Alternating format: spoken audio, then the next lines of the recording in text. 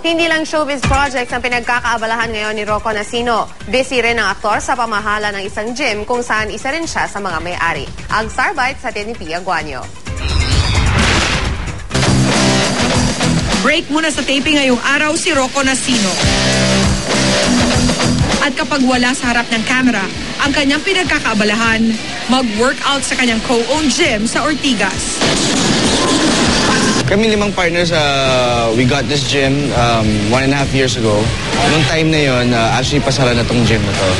So we practically saved it, renovated it.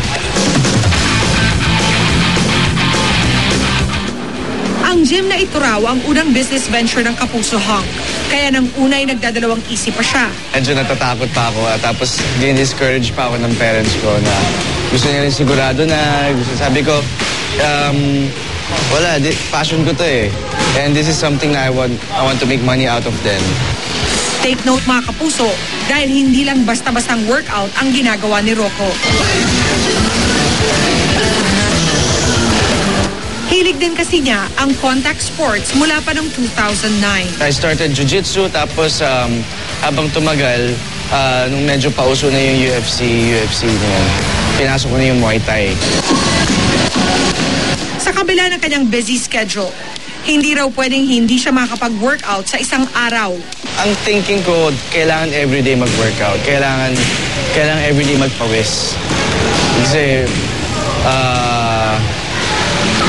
tabain ako eh. Nagbigay pa ng sample si Rocco ng kanyang mga Muay Thai moves.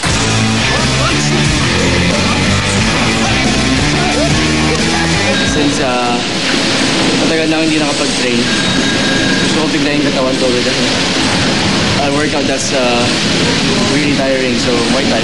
Muay Thai today. At kitang-kita nyo naman, hirap na hirap ako today. What a way to start the day. Pia Guanyo, GMA News.